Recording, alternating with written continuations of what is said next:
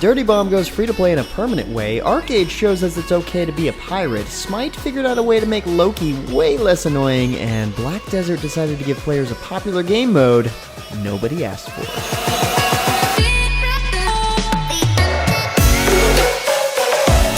What's up guys, James Blonde here with a weekly recap for gaming news and announcements of the week of January 18th, 2019, and there's plenty of news this week to make up for last week. So starting out the news, the team behind the Ring of Elysium revealed the Season 2 Adventurers Pass this past week. Included in the update, which went live a few days ago on the 16th, is a brand new map called Europa. This new location features an active volcano, which of course adds to the chaos, introduces 3 new characters and brand new modes of transportation including submarines, BMX bikes, hang gliders, and grappling hooks, because why not? Europa Island also brings a few new weapons for players to take advantage of, including the new MG4 and PKM. Cool new update to the game. I've got to say this game is definitely the underdog when it comes to the Battle Royale game, so it deserves more attention. But speaking of, Darkflow Software and Gaijin Entertainment announced this week that their MMO shooter Cuisine Royale is coming to Xbox One. While the official launch is still a ways off, Xbox insiders are invited to try the game and share their feedback. The number of participants is limited, so if you want in, you're going to need to act sooner rather than later. Cuisine Royale offers the most realistic weaponry Battle Royale games about cooking genre has to offer, alongside items that can be equipped to increase players' stats. For example, it's definitely not real-world practical, but equipped in an IV bag will provide faster health regen, and a set of glasses will increase your weapon accuracy. Who knew? Instead of traditional armor, players equip themselves with cooking gear to increase defenses. That kind of makes sense. I've got a big cast iron skillet myself that would actually make an awesome and effective piece of chest gear. Well, it's official. Everyone is doing it. Black Desert Online's new Battle Royale mode, the Shadow Arena, officially entered early access this week out of nowhere. I'm just gonna pause there for a minute and let that soak in. It's real. It's happening. Anyone who has purchased the game or is currently in the 7-day free trial can participate in the test of this new mode. Shadow Arena has a limited capacity though, and it's only available for testing during certain times, which are listed on the webpage that we've got linked in the description below. The mode hosts 50 players at a time, who all begin as a Black Spirit. Once loaded in, you can then possess a body of one of the available classes in BDO, which, to be honest, that's actually a cool approach. Once you have a body, you roam the map, finding skills, weapons, armor, accessories, and special items like potions and traps. Hopefully they've got this set up PvP-wise, in this case, similar to Guild Wars 2, where everyone has access to the same level of skills and gear. It could be good, but let's be honest here. Who even asked for this? Well, that's it for the Battle Royale news, but on a slightly similar note, after 5 years, Dirty Bomb is going free-to-play. Completely. And the developers have announced that the game will no longer receive updates. That's why. The game servers will remain active for the remainder of 2019. Any decisions regarding the future of the game beyond 2019 haven't been made or announced publicly at this time. They did make this infographic trailer that you see playing here in the typical humorous Dirty Bomb fashion. It's worth a look. The full patch notes for the final update can be found in the description. All RADS players possess will be converted to credits, and back catalog items have been reintroduced. Credit game rates have also been increased by a large amount. Next up, Heavy Metal Machines is kicking things off right in 2019 with a brand new casual mode. Players who complete 20 matches in the new mode will receive a special 2019 themed portrait. You don't even have to win the matches. As long as you play and don't AFK during the match, you'll receive credits. Now, the hope of the devs is that this will bring more interaction between new players and veterans. As an added bonus, you'll even get to hear the voice of Rock and Roll Racing, Larry Huffman. What's not to like? Back over to MMO news, Final Fantasy XIV's patch 4.5 is live, which means the Blue Mage has finally arrived. This is the game's first limited job, so to speak, and as such, they cannot group in random parties. Accessing the Blue Mage job requires having a level 50 Disciple of War or Magic, and you must have also completed the main scenario quest, The Ultimate Weapon, in the Realm Reborn storyline. Blue Mages find powers from fighting enemies and can mimic those abilities in battle. There are currently 49 unique monster abilities and a level cap of 50, but these will increase in future updates. There's also a Blue Mage exclusive duty titled the Mask Carnival.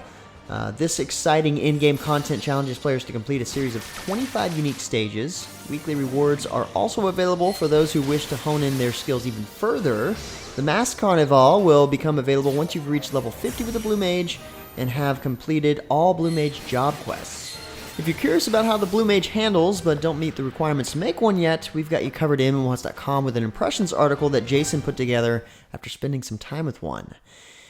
In other news, Bandai Namco released a new trailer for Bless Unleashed, showing off the unique classes the game will offer. These include Berserkers, Mages, Rangers, Priests, and Crusaders. All the classes look fun to play, but the video should be received with cautious optimism. Its PC counterpart, Bless Online, has received a ton of negative press for its poor optimization and heavy reliance on pay for convenience and pay for progress items, so player beware.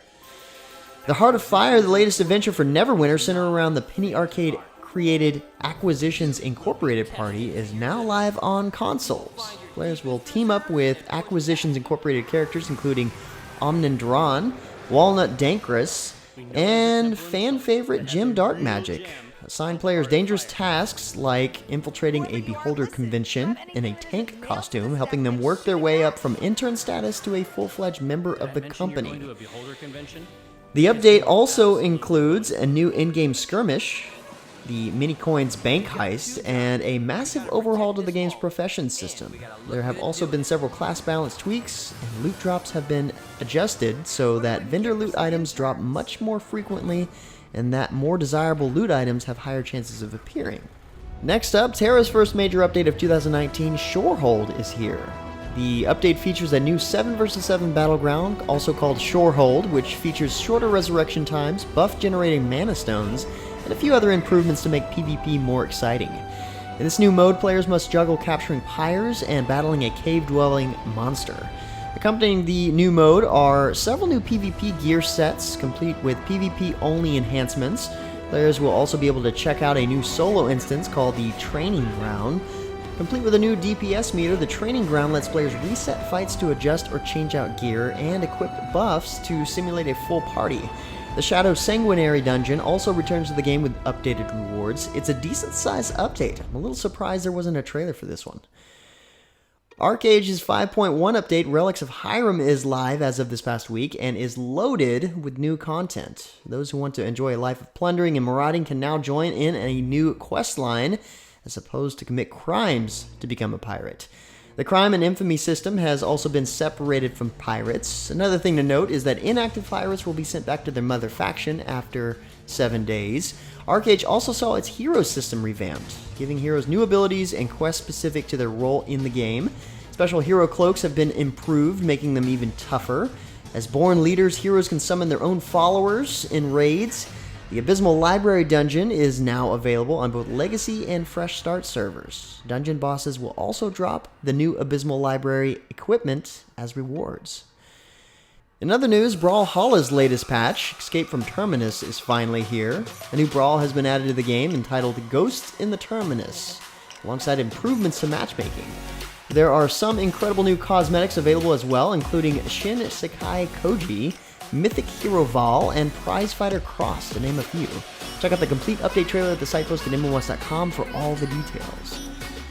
Now that the Black Mage has been defeated in MapleStory, it's time to rebuild and see what the world has in store for us next. The path forward for the game will be made clear in the newest update, Black Mage New Beginnings, which goes live this coming week on January 23rd.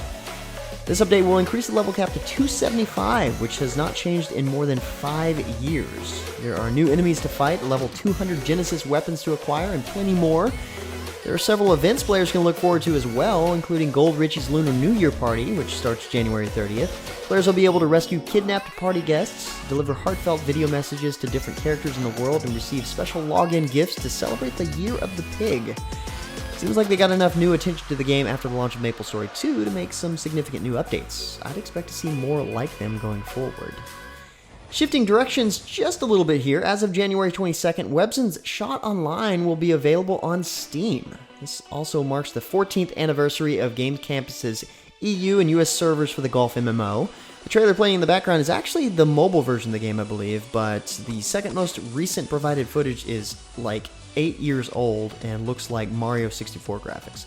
As you can tell, Shot Online is an MMO golf game that brings the world of competitive golf to life digitally with RPG elements that allow characters to grow and improve. Think Second Life crossed with, I don't know, Tiger Woods PGA Tour 98. Not many online games can claim more than 10 years of success in the MMO market, but 14 years of growth and achievement have allowed Shot Online to rise to that illustrious claim.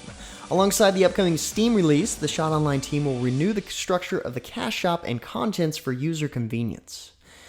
But finally, for a last bit of news, Titan Forge Games has revealed the absolutely staggering number of changes coming to Smite for Season 6 this past week, including a massive number of god and item balance changes. The two most impressive changes headed to the game are the role queue and crossplay progression. Smite has been in need of a role queue for a long time to make champion selection less of a demoralizing experience, and a role queue has worked well for other MOBAs in that regard. Crossplay and progression is arguably the biggest of the changes, though, as players will now be able to play with one account across all platforms, including Xbox One, Nintendo Switch, and PC. PlayStation 4 is still the odd man out in regards to crossplay, and if you're a fan of Smite, you should definitely tweet them repeatedly and relentlessly about it. Smaller but still relevant changes include a glorious set of nerfs for everybody's favorite scumbag, Loki, and a brand new solo lane objective in Conquest called the Totem of Ku. There are entirely too many updates to cover in one segment, so be sure to check out Jason's articles over at MMOHuts.com for a continued breakdown. But anyway, guys, that's about it for all the major news and announcements for this week. Like always, if you're looking for more information on the news featured in the recap, check the links in the description below. Otherwise, feel free to discuss the news or more news in the comments below. And don't forget to like, subscribe, and share this video. Until next time, guys, that's going to be it for me. I'm James Blonde. See ya, gamers.